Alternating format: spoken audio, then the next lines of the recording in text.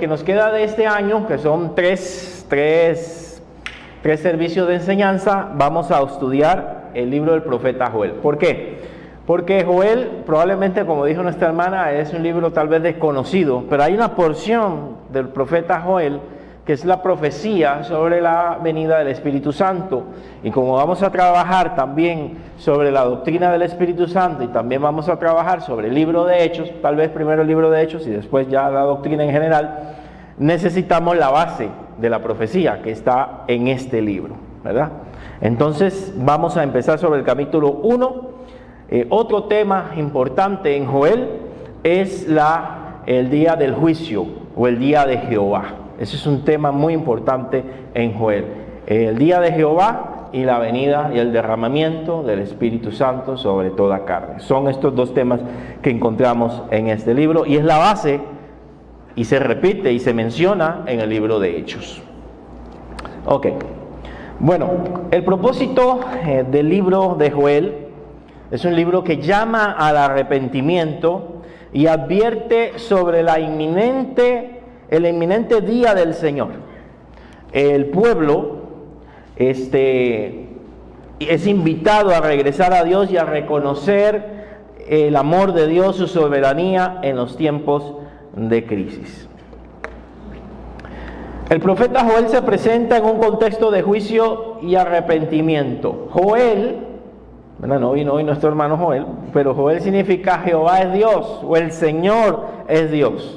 Y se menciona acá en el versículo 1, vamos a leer el versículo 1, palabra de Jehová que vino a Joel, hijo de Petuel. ¿Por qué menciona que es hijo de Petuel? Bueno, algunos pensarían que Petuel era alguien importante, pero hasta el momento no se ha encontrado información sobre él, sino era para distinguirlo de los demás Joel. Joel era un nombre común. Era un nombre usado, como cuando vemos María. Era un nombre común, pero entonces había que ponerle María ¿verdad? María María la madre de Jesús, María Magdalena. Había que ponerle algo que hoy conocemos como apellidos, pero en ese tiempo no existían. Entonces se usaba el nombre del Padre para poder distinguirlo de otras personas que tenían el mismo nombre. Cuando utiliza palabra de Jehová, esto es como una fórmula para referirse que él recibió una profecía, una revelación directa de Dios. Así que de esta manera empieza el libro de Joel. Oramos un momento. Padre eterno, queremos agradecerte en esta oportunidad que nos das para estudiar tu palabra. Y este libro, que aunque un profeta menor, desconocido para muchos, es la base del inicio de la iglesia. Proclama la venida del Espíritu Santo y proclama el día del juicio final. Ayúdanos a poder extraer en medio del lenguaje profético y hasta simbólico que podamos encontrar acá, podamos entender las Escrituras. Danos el entendimiento, tanto a mí para enseñar como a mis hermanos para poder comprender lo que voy explicando. En el nombre de Jesús. Amén. El versículo 2 nos dice: oíd, ancianos, y escuchad todos los moradores de la tierra. ¿A quién va la exhortación o el llamado? Aquí dice a los ancianos. Y cuando leemos ancianos, ya tal vez en iglesias como la nuestra ya nos imaginamos líderes, ¿verdad? Pero parece por el contexto que se está refiriendo a las personas de edad, personas que tienen cierta edad, porque le dice: oigan, ancianos, y escuchen todos los moradores de la tierra. Y comienza a recordar: ¿ha acontecido esto en vuestros días? O sea, ¿ha pasado algo semejante en el tiempo de ustedes? Significa que eran personas con cierta edad y les está preguntando: ¿ha pasado algo semejante? ¿Ustedes recuerdan en sus tiempos que haya pasado algo como lo que voy a mencionar? ¿O en los días de sus padres? Entonces aquí ancianos son personas mayores, personas adultas mayores. Y él expresa que les va a contar, de esto van a contar ustedes a sus hijos, verso 3, y a vuestros hijos a sus hijos, y a sus hijos a la otra generación, o sea, en 3 generaciones. van a contar lo que Dios va a hacer. Hay algo importante aquí que va a suceder. Hay algo importante que Él está diciendo, que esto se va a recordar por varias generaciones y que nunca antes había pasado. Nunca había sucedido algo semejante y aquí los está preparando para ese tema. Y aquí hay unas palabras muy interesantes. Algunos estudiosos piensan que el versículo 4 es como una especie de rima en el original. Para nosotros no tiene mucho sentido. Lo que quedó de la oruga comió el saltón, y lo que quedó del saltón comió el revoltón, y la langosta comió lo que del revoltón había quedado. ¿Qué es eso? ¿Verdad? Saltón, por lo menos vemos que salta, ¿verdad? Entonces ya podemos imaginarnos ahí, ya me fui más bien, podemos imaginarnos ahí algo que brinca, algo que salta, algo que tiene movimiento. Me la mueve porque no quiere moverse ahorita. Ok. La plaga de las langostas. Ahora sí, ya comenzó a funcionar. Es la plaga de las langostas. Pero ¿por qué dice oruga, saltón, revoltón y menciona langosta? Oruga, saltón, revoltón y langosta. Hay dos opiniones sobre esto. No se está muy seguro. Algunos estudiosos dicen que es una o es otra. Les explico. Una de ellas, cuando menciona aquí oruga, es que está hablando en un sentido, no es que sea una oruga, pero está hablando de la evolución o la metamorfosis de este animal, o sea, las etapas que tiene este animal. Y entonces viene tal vez una etapa, y entonces en el crecimiento viene otra etapa, y termina consumiendo todo a su alrededor, cada uno de ellos. La otra es, como en estas zonas desérticas existen muchas cantidades de especies de langostas, que sean 4 especies de langostas distintas que iban a acabar con el sembradío. Esas son las dos posiciones que estamos hablando, del mismo animal, pero que tiene distintos tamaños, por así decirlo, y distintas etapas. O estamos hablando de distintas langostas. Pero lo que sí sabemos es que son langostas. No son langostinos, hermanos, ¿verdad? Por si usted se imagina una buena langosta, los que la han comido. No estamos hablando de esas, estamos hablando de un grillo enorme. No sé si usted ha tenido la dicha de verlos en acción. ¿Okay? Judy los ha visto allá en Nicoya, ¿verdad? En Guanacaste salen mucho. Estábamos en pleno culto, me acuerdo, un día traumático de esos, ¿verdad? En plena enseñanza, un servicio de enseñanza, cuando comienzan a volar dos ahí en el culto y a pararse la gente, y parecía que les hubiera agarrado algo, ¿verdad? Comenzaban a pegar brincos y eran semejantes animales. Iba usted al Burger King y también se metían ahí, ¿verdad? Y le caían a ustedes encima. Grandes, y se le ven los colmillos y de colores, y esas alas grandísimas. Mi experiencia con ellos, aparte de Guanacaste, fue en una ocasión cuando era niño, no digan hace tiempo, por supuesto. Me recuerdo que vi uno de estos saltamontes, estos bichos, estas langostas, caer sobre un arbusto, ¿verdad? Uno sobre un arbusto. Al par de horas, no sé, que me fui a jugar o algo así, regreso y el arbusto estaba sin nada, veladito. Sin nada, no era una hora y media y ya no había nada, y el árbol estaba sin nada, y solo estaba la langosta, una. Ahora imagínese una plaga de estas, cuando pasa por un sembradío, arrasa con todo. Es más, dicen que en los lugares donde ellos se reproducen, que pueden tapar el sol. O sea, se vuelve oscuro de la cantidad de insectos que pasan. Se vuelve oscuro, tapan el sol. Es increíble. Y en segundos destruyen todo. Es una plaga horrible. Y así que el Señor les está anunciando una plaga que vendría sobre el pueblo de Israel.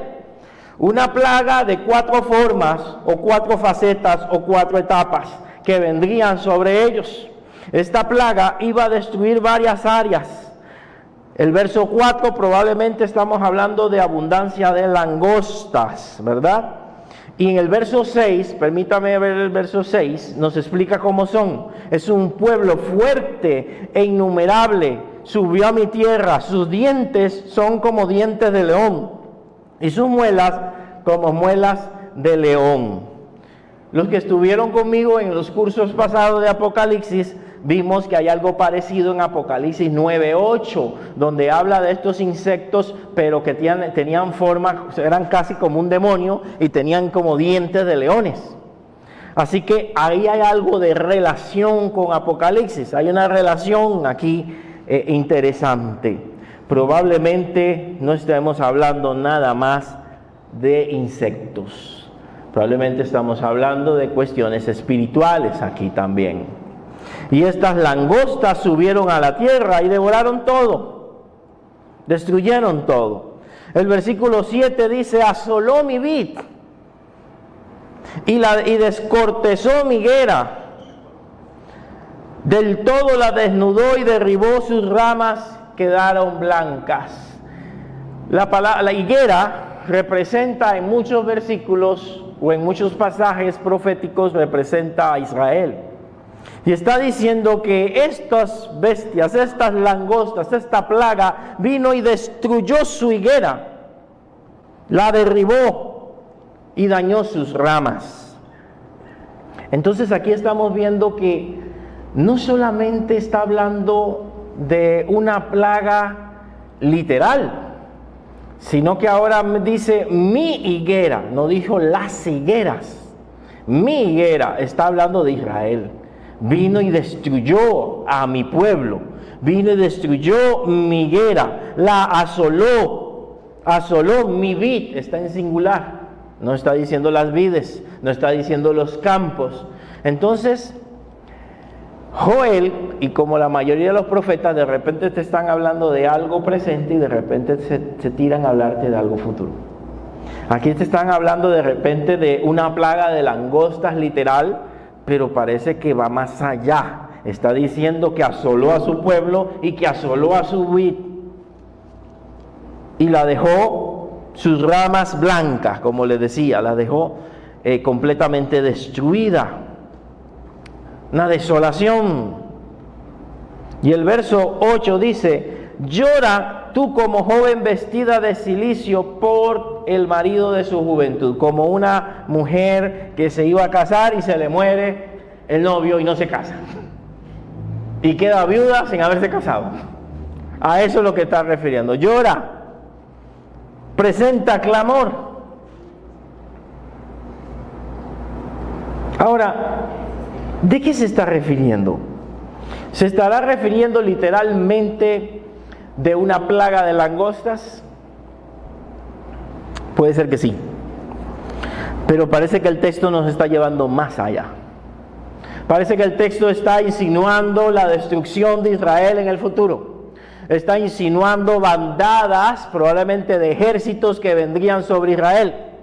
Y el profeta Joel, hay dos fechas para la cual la sitúan: antes del exilio de Babilonia o después del exilio de Babilonia. Pero la mayoría de los estudiosos creen que es antes del exilio de Babilonia. Así que es una profecía anunciando lo que vendría sobre Israel, donde vendrían naciones y la dejarían asolada. Si no había ocurrido todavía el ataque de los asirios, aquí está anunciada, que se cree que no había ocurrido tampoco. El profeta Joel se considera el primer profeta en tocar el tema del día de Jehová. Y es probable que sea el primer profeta menor, el más antiguo. Probablemente sea el primero en tocar estos tópicos. Después vienen otros profetas y los profundizan mucho más y aclaran más detalles, pero él es el primero en tocarlo de forma general. Así que hay un desastre sobre la nación de Israel. Son como langostas que vienen a devorar todo y a dejarlos en la miseria, a dejarlos sin nada. pero probablemente está hablando también del ataque de ejércitos enemigos que vendrían sobre el pueblo de Israel por haberse apartado de Dios, por haberse alejado del Señor. Se siente asolada en el versículo 7 y en el versículo 8 hay un llamado a llorar, hay un llamado a arrepentirse, hay un llamado a cambiar, hay un llamado a transformar tal vez esa alegría que tenía esta joven que se iba a casar, ahora le toca llorar. Esto es arrepentimiento. Cuando nosotros estamos sufriendo el ataque de las langostas porque no estamos obedeciendo a Dios, porque estamos alejados de Él, porque estamos haciendo cosas inadecuadas, lo que nos toca es arrepentirnos como iglesia, como individuos, para que la gracia y la misericordia de Dios detenga la plaga que se ha levantado. Ahora, esto trae un impacto, si hablamos de manera literal, yo creo que ocurren las dos cosas, sobre la agricultura. Hay desolación. El verso 10 dice, el campo está desolado, se enlutó la tierra, esto es poético, porque el trigo fue destruido, se secó el mosto y se perdió el aceite. O sea, todo lo que es cosecha se perdió, todo lo que es producción terminó, todo eso fue acabado. El verso 11 habla de los campos, ¿verdad? Confundidos labradores, gemid, otro llamado a llorar. Cuando hacemos algo malo, debemos arrepentirnos. Giman, gemid, viñeros por el trigo y la cebada, porque se perdió la mies, o sea, la cosecha del campo. Y si vamos al 12, la vid está seca. Volvemos con la higuera. Pereció la higuera, el granado también, la palmera, que eran productos importantes en esa zona y en Israel, ¿verdad? La palmera que produce el aceite, el manzano, todos los árboles del campo se secaron, por lo cual se extinguió el gozo de los hijos de los hombres. A un lugar que es agrícola, al perderse los productos, lo que va a venir es hambre. Si tienes ganado, se van a morir. Y todo lo que se hace con estos productos no solamente es para comer, sino también ahora va a ver que se utilizaban para otras cosas. Por eso también mandaron a los borrachos, yo no sé si ya haya leído eso, a los borrachos a llorar también. ¿Por qué? Porque ya no va a haber vino. Ya no van a poder beber. Ahora puede ser que este borracho, si estamos viendo que esto es profético, sea de una manera espiritual, es una persona que está en una vida desenfrenada. Recuérdese que en Apocalipsis se muestra a la gran ramera como una mujer embriagada de vino, borracha de la sangre de los mártires. O sea, habían hecho cosas injustas, cosas inadecuadas.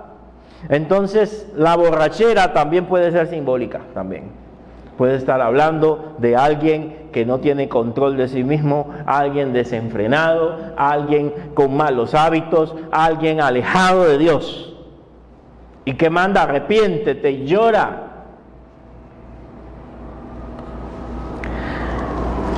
Los campos están devastados, ¿verdad?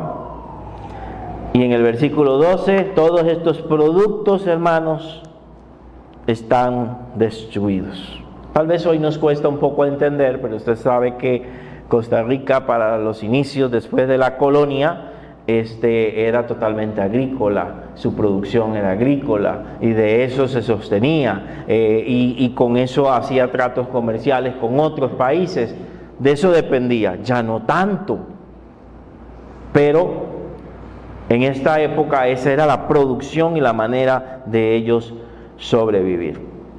Ya no hay gozo, ya no hay alegría. Y permítame hacer alguna aplicación. También el vino que se menciona varias veces en este pasaje representa ¿qué? Gozo, de alguna manera representa gozo. Y el aceite también representa alegría. Y estas cosas se acaban. Cuando nosotros, hermanos, como pueblo o un pueblo, tal vez no un pueblo cristiano también, se aleja de Dios, pierde el gozo, pierde la gracia, pierde el aceite, pierde la tranquilidad, pierde la bendición, pierde la alegría, pierde la festividad, pierde la fiesta, porque se encuentra más bien bajo la corrección, bajo la disciplina de Dios. Hermanos, y si alguna vez, yo sé que somos creyentes y yo no estoy hablando de juicios específicamente, porque creo que ninguna condenación hay para los que están en Cristo Jesús, pero la Biblia también me enseña que Dios a los que ama corrige y disciplina a todo y azota a aquel que ha tomado por hijo. Entonces Él corrige a sus hijos. Y si usted anda haciendo travesuras y no lo corrige, ¡ay, qué problema! Hay una posibilidad que tal vez, suena feo lo que voy a decir, que no sea su hijo, porque Él corrige a sus hijos. Hace una y de una vez. Y usted dice, pero ¿por qué a mí ese fulano se porta mal y le va bien? No sabemos de ese fulano que sea. O la cuerda es muy larga, porque hay gente que Dios le da una cuerda larga, ¿verdad? Pero cuando se la soca, es duro. O no es de Él, porque a los hijos de Él, Él los corrige. No los puede dejar sin disciplina. Hace algo, de una vez lo va corrigiendo. Y usted sabe, esto fue por la mentirita que pegué. Esto fue por esto. He dejado de orar. Usted lo sabe. Sabe cuando Dios lo corrige y sabe qué área es la que tiene que mejorar. Porque el Espíritu Santo lo pone en nuestro corazón. Así que podemos aplicarlo así. Se pierde el gozo. Cuando se está haciendo lo malo, usted no siente ganas de cantar, alabar a Dios, congregarse. Más bien la carne lo va alejando de Dios. Me siento mal, me siento hipócrita, y el diablo te dice, ¿qué haces ahí, hipócrita? Salte, no vuelvas a la iglesia. Mira lo que haces. Tal vez ni hijo de Dios eres, le dice. Y hay gente que le hace caso y se va alejando. Y se va alejando oyendo esas voces. ¿Qué dice Dios de ti? Dios corrige a los que aman, y eso, a pesar de, debería alegrarte, porque Él tiene un plan para tu vida. Y entonces, acá, Él pide que el pueblo clame y los sacerdotes. Cíñanse, o sea, amárrense los pantalones, en otras palabras, es ceñirse. Y lamentar, sacerdotes, giman, ministros del altar, o sea, los que servimos. Dormir en cilicio, eran ropas ásperas, ¿verdad? Que los hacían sufrir, ropas negras que daban calor, que incomodaban, así hacían los ayunos en ese tiempo. Ministros de mi Dios, porque quitada es de la casa de vuestro Dios, ¿qué se quita? La ofrenda y la libación. La libación era la ofrenda líquida que se hacía. Era ofrenda líquida que se hacía, de aceite. Sí, creo que también leche, si no me equivoco. Es quitada la ofrenda. ¿Y por qué es quitada la ofrenda? Porque ¿qué van a ofrecer? Si el ganado está flaco, ¿qué van a ofrecer? Porque habían ofrendas, según el libro que dijeron por ahí que de Levítico, que nadie quiere leer, habían ofrendas, ¿verdad? Que también eran de granos, que también eran de cereales que se daban a Dios. No solamente eran animales, también se daba de las primicias de todos los frutos a Dios. Entonces ya no hay que darle a Dios, ya no hay ofrenda. De esa ofrenda también vivían los sacerdotes y los levitas. O sea, era una cadena.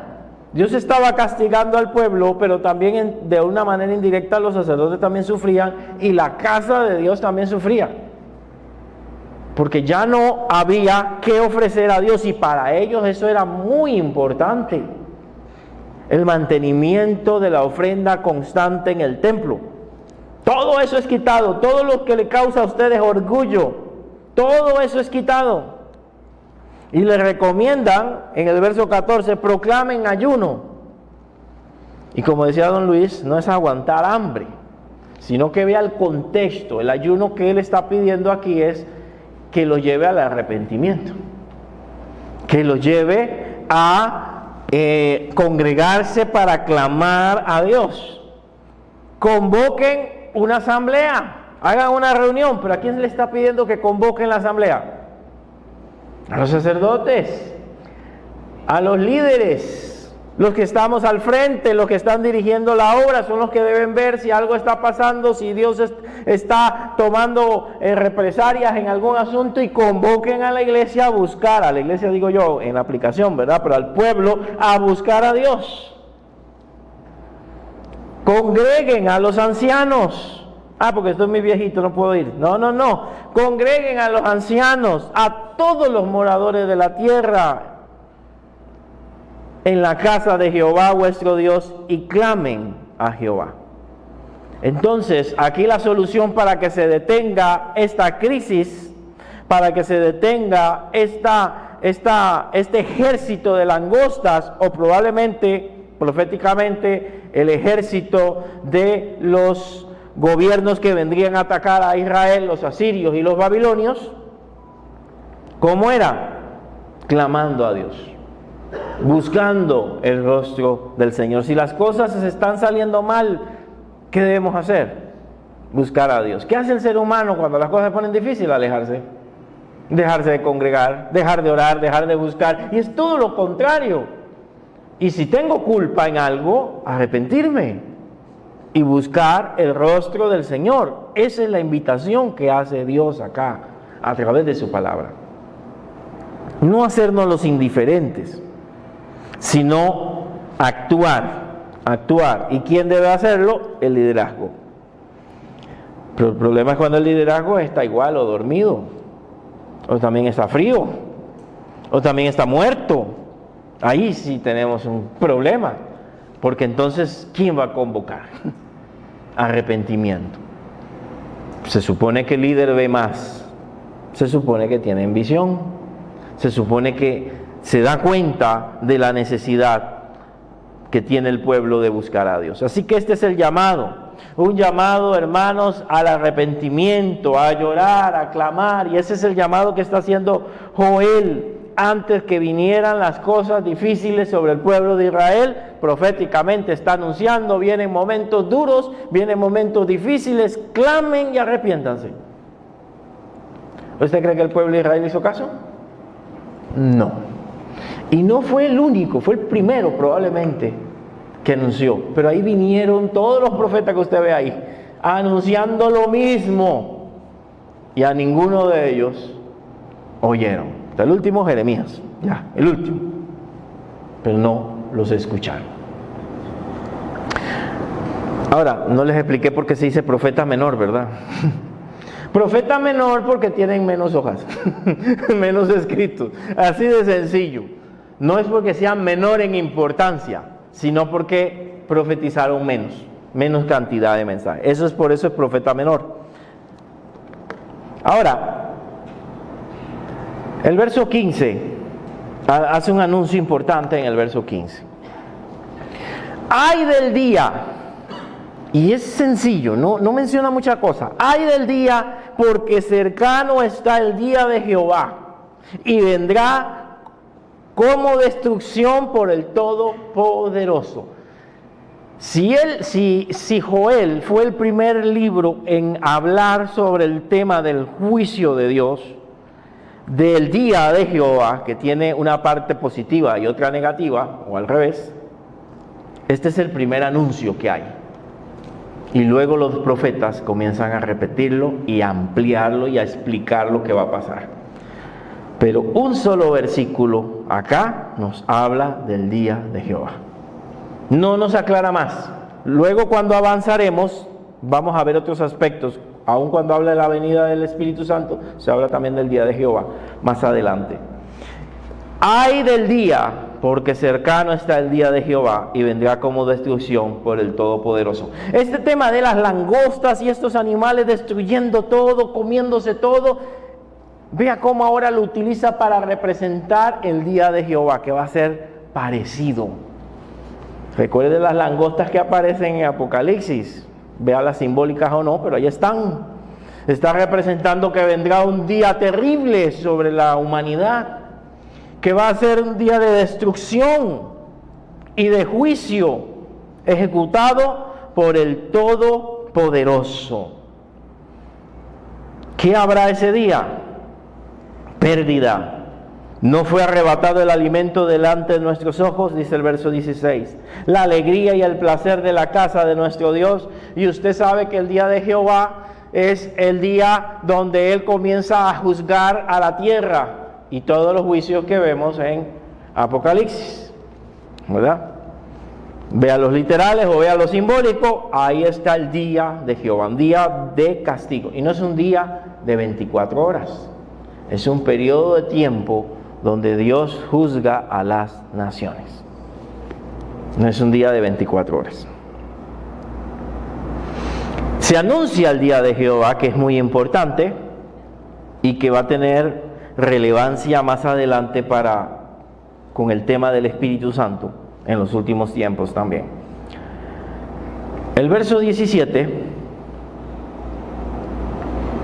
nos dice, el 17, sí, el grano se pudrió, volvemos al momento, debajo de los terrones, los graneros fueron asolados, los alfolís destruidos, o sea, donde guardan, hermanos, guardan estas granos, porque se secó el trigo, o sea, se destruyó todo lo que era alimento, pérdida.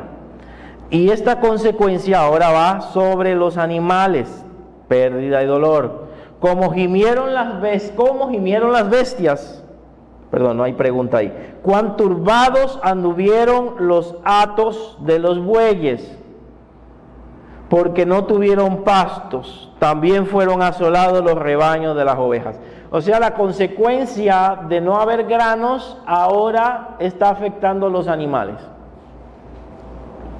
Los animales se están muriendo, están enflaqueciendo, y esto también va a afectar al ser humano que vive ahí, porque no va a haber comida. Si cuando usted lee Apocalipsis y dice que los precios van a subir de las cosas de una manera exorbitante, y la gente no va a tener que comer, es más, después de la aparición del anticristo comienza a haber otros jinetes del Apocalipsis, y entre ellos está el hambre. Así que Joel está representando también lo que pasará en el futuro, lo que estaba pasando, lo que iba a pasar en Israel en los próximos años, y lo que iba a pasar en el día del juicio. ¿Me entiendes? Doble referencia. Dentro de próximos años van a tener hambre, pero el día del juicio va a ser terrible, va a ser peor de lo que han vivido, por así decirlo. Vea lo que pasamos nosotros con la pandemia. Hoy lo hablamos así como si nada, pero recuerde lo angustioso que fue, lo incómodo, el no saber qué pasaría cuando comenzaron los números de muertos a mencionarse, ¿verdad? Y uno pensaría que tal vez un familiar, tal vez alguien perdió a alguien, iba a ir en esos números. Dios nos protegió, pero fue terrible. Y eso no va a ser nada para el tiempo del fin, para las plagas que se van a desatar en el futuro. No es nada para lo que se viene sobre la humanidad. Es lo mismo que está haciendo Joel. Miren la destrucción que va a venir, pero va a ser peor en el día del juicio. Va a ser más difícil en el día del juicio, en el día de Jehová. ¿Y cuál es la invitación entonces? La invitación, hermanos, es aclamar. Verso 19. ¿Cómo vemos nuestros días? Estamos ahorita como si estuviéramos en una especie de guerra fría, no sé si lo han notado. que si te ataco, que no te ataco, que si te tiro un misil, que no te tiro un misil, que ya voy y que no, que voy para Venezuela, dice el otro, y dice no, todavía no, ahí vamos sí o no, no estoy diciendo, pero ahí están, que estoy probando un misil, el otro prueba otro, ¿verdad? Y ahí estamos en una nueva, algunos le llaman la Segunda Guerra Fría, la que estamos viviendo, en un nuevo tiro y encoge y nadie inicia, ojalá que nunca inicie, ¿verdad? Pero que si te ataco, que no te ataco, estamos en eso, que dice Mateo 24, que antes del fin vendrían rumores de guerra. Y es lo que vivimos. Rumores de guerra. ¿Verdad? Mateo 24, échale un ojo ahí en su casa y se va a dar cuenta que por lo menos los primeros versículos lo estamos viviendo. Habrán terremotos en muchos lugares, ¿verdad? Pero habrán rumores de guerra. Pero como la mujer que está dando a luz, todavía no es el fin, son principios de dolores. Le está empezando los dolores. O sea, está cerca. Y esos son los días que estamos viviendo. ¿Y cómo está la iglesia de Jesucristo? Cómoda, fría, sin ganas de evangelizar, ¿verdad? Pensando en cosas materiales, preocupados en nosotros mismos, peleando tonterías, chismeando entre nosotros. Ustedes no, estoy hablando general, ¿verdad? Ustedes están volando, ¿verdad? Y entretenidos en cosas que no son importantes y no estamos apercibidos del tiempo que estamos viviendo, no nos estamos dando cuenta. Pasamos por una pandemia y después de la pandemia, que también dice la Biblia, que en Mateo 24, que habrían plagas. ¿Qué vino? Guerra. Y no nos damos cuenta, y nos hemos acomodado, y estamos tranquilos. Pues por lo menos rumores de guerra. Estamos en tiempos difíciles, y estos están siendo ejemplo de lo que vendrá, o sea, se pondrá peor con el tiempo. Como les digo, ojalá se pause, se detenga, los dolores de parto se detengan,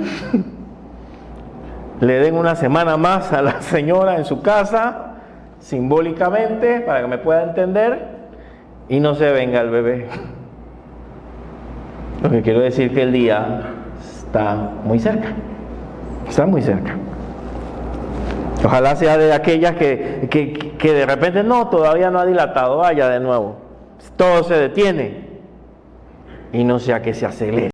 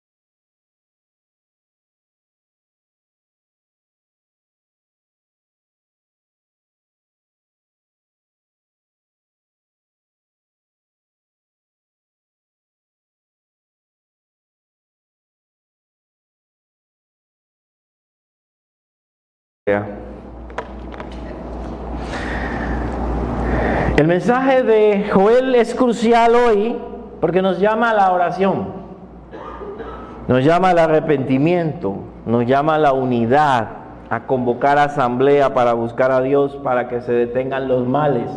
Usted dirá, pero ¿qué males está pasando en Costa Rica? ¿Todo está bien? ¿Será? ¿Ha oído, hermanos, nuestros líderes a nivel, no me refiero al presidente de nosotros, pero hay líderes y hay profetas y hay un montón de gente que dice que son muchas cosas, haciendo una convocación a la oración por lo que está sucediendo aquí en Limón, lo que la matanza que estamos teniendo de personas, de jóvenes? ¿Ha oído alguna convocatoria de oración? No la oímos, porque algunos están entretenidos en otra cosa, en sus conciertos, en su prosperidad, en otra cosa, y no estamos viendo que el país se nos pierde. Deberíamos hace tiempo estar unidos como iglesia evangélica, clamando en todo lugar. ¿Por qué? Para que Dios sane esta tierra, para que Dios detenga lo que se está metiendo acá en Costa Rica. Algo que quiero destacar y no lo hago de manera política, no me gusta meterme en eso. El presidente de El Salvador, por ejemplo, él había dicho, no es santo de mi devoción, pero nada más quiero resaltar esto, ¿verdad? Que lo que ellos vivieron hace muchos años atrás con la violencia, empezó como está empezando acá en Costa Rica. Empezó de esta manera. Comenzaron a meterse los carteles, hasta que después ya usted no podía salir. O sea, no estamos viendo que el país se nos pierde. Y que esto, si no pasa algo, la Suiza centroamericana se perdió. El país más feliz del mundo se perdió. Tenemos que buscar a Dios. ¿Y quiénes somos los llamados? ¿La gente que no conoce a Dios? No, nosotros somos los llamados a clamar y a buscar el rostro del Señor, la iglesia de Jesucristo. Entonces nos recuerda que Dios permite situaciones difíciles para que nos acerquemos a Él. También en nuestras vidas no todo a veces va de color de rosa, sino que a veces suceden cosas difíciles para que hagamos un alto y le busquemos. Porque si todo va bien, probablemente creemos que no necesitamos de Dios. Y tiene que haber un alto en algo. Si somos hijos de Dios, Él nos va a frenar para que le busquemos. No debemos olvidar que el día del Señor, este tema que se ha olvidado en las iglesias, porque hay otros temas más importantes, ¿verdad? De cómo en 5 pasos obtener bendición, cómo en 4 pasos tienes paz, cómo en tantos pasos tienes éxito. Se nos ha olvidado el día del Señor, que el día del Señor está cerca. Recordar el día del Señor es recordar que habrá juicio, que el mundo va para tiempos de dolor y sufrimiento. Pero vamos a decir algo bonito en medio de todo eso: que la venida del Señor está cerca, para recompensar a su iglesia, para llevarnos con Él. Eso también es parte del día del Señor. Tristeza y dolor para aquellos que no tienen a Dios, pero alegría y gozo para aquellos que tenemos a Cristo. Eso es la promesa de Dios para nosotros. Un llamado a los líderes y a la congregación a influir positivamente para buscar el rostro del Señor, a convocar a asamblea, a clamar a Dios. La oración y el arrepentimiento son esenciales para que Dios mande su lluvia. Un spoiler de las siguientes. Para que Dios mande su lluvia sobre nosotros. Preparémonos ante la inminente llegada del día del Señor. Busquemos a Dios ante lo que se avecina en el mundo entero. Si quiere un versículo principal, está aquí Joel 1:14. Pudiera ser el versículo principal de este capítulo. Proclamad ayuno, convocad asamblea, congregad a los ancianos y a todos los moradores de la tierra en la casa de Jehová vuestro Dios, y clamad a Jehová. Ese es el versículo clave. de este capítulo. En otras palabras, es una invitación a buscar de Dios para evitar el juicio, para evitar lo que viene, para evitar la destrucción repentina.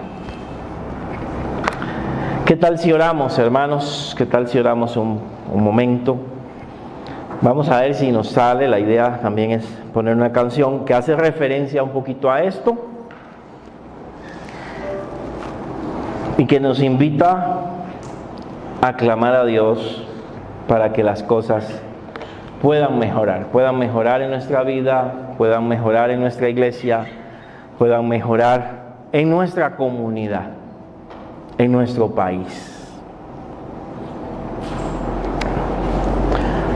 Padre eterno, queremos exaltarte y glorificarte. Queremos darte la alabanza y la adoración a ti, Señor. Queremos que tú derrame bendición sobre nuestras vidas, sobre nuestro ser, sobre nuestra familia, sobre nuestros corazones, sobre tu pueblo.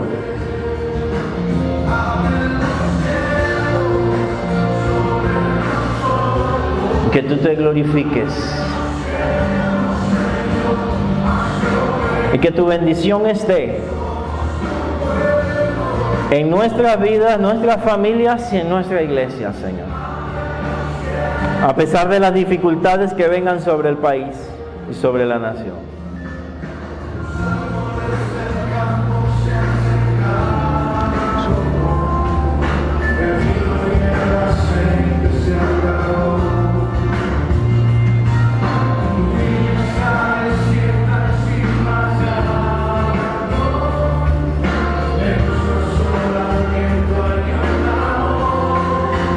Abre los cielos sobre nosotros, abre los cielos, Señor.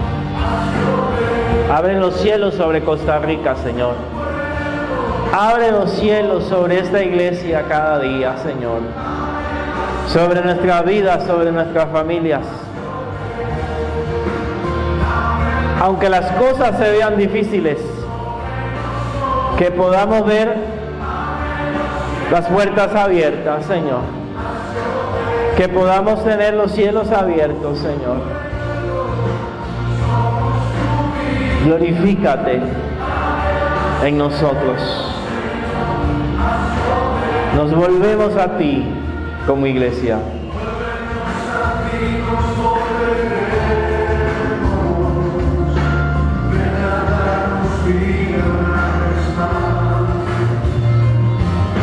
Vuélvenos de nuestro cautiverio, a su remanente regresar.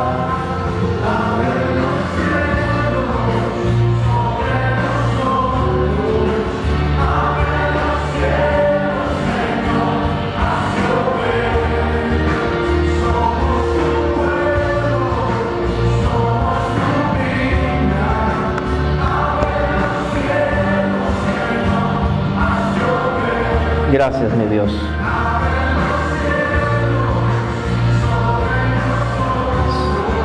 Si algo, Señor, nos hemos alejado de ti y hemos sufrido devastación, nos volvemos a ti.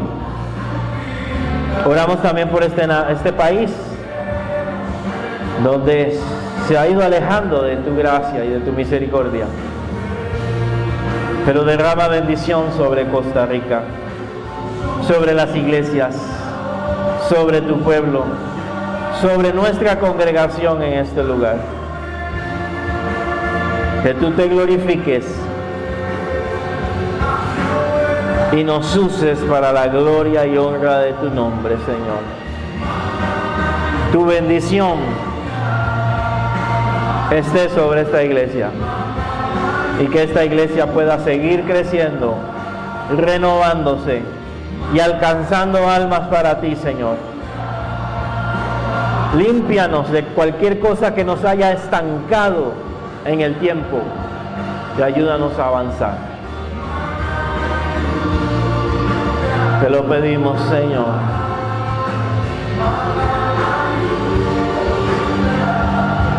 Te doy gracias por este tiempo.